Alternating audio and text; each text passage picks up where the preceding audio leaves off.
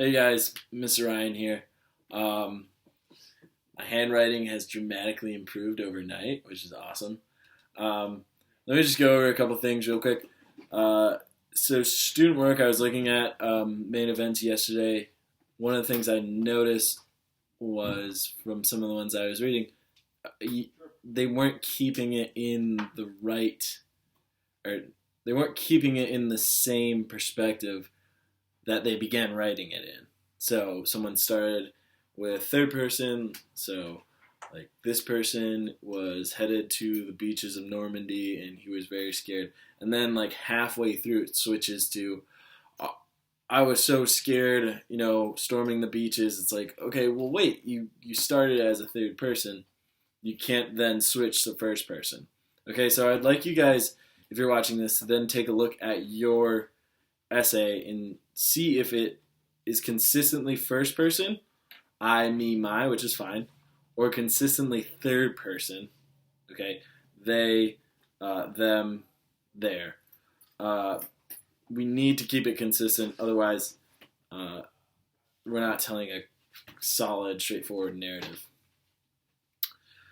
Second thing, main event continued. So this should be working towards the culmination of your conflict.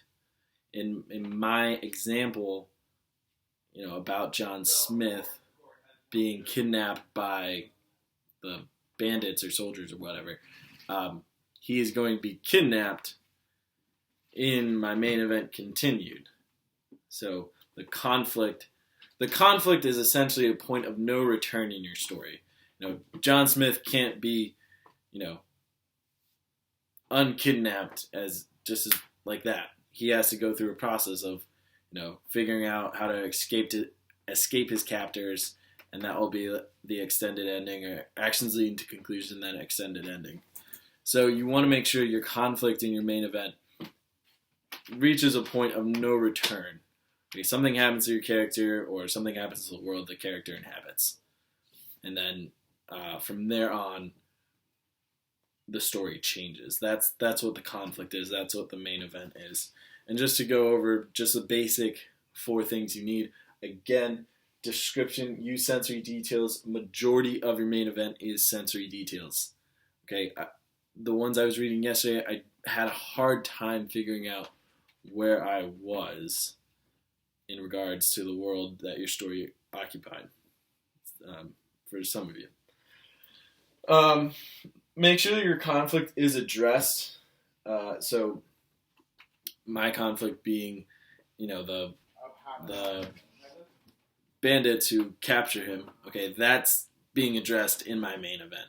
Make sure whatever your conflict is, whatever you selected back in that outline sheet, that it's being addressed in your main event. Otherwise, it's not your main event.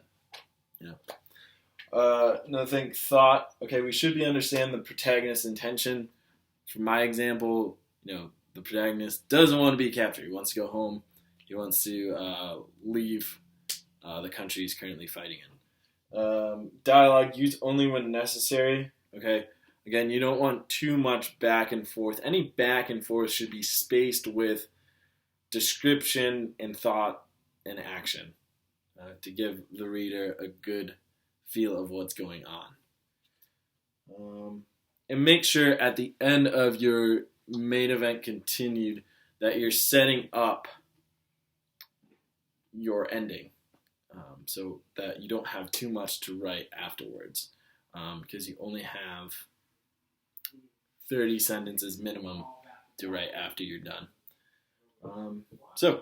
I couldn't use any examples on here because I don't have a second computer to show examples of student exams, so I realized that didn't really work. But I'll just give individual feedback. If you have any questions, I know some of you did and have sent, hey, does the main event look good? What should I need to work on? Thank you for doing that.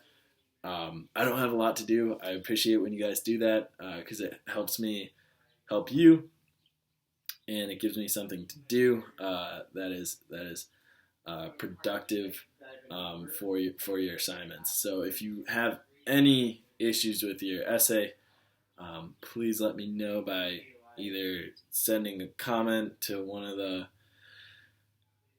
the assignments. I'll get it in my email, and then I can look at your assignment from there. Okay? Hope you guys are doing well. You guys are doing great on this assignment. Keep it up. All right? See you guys.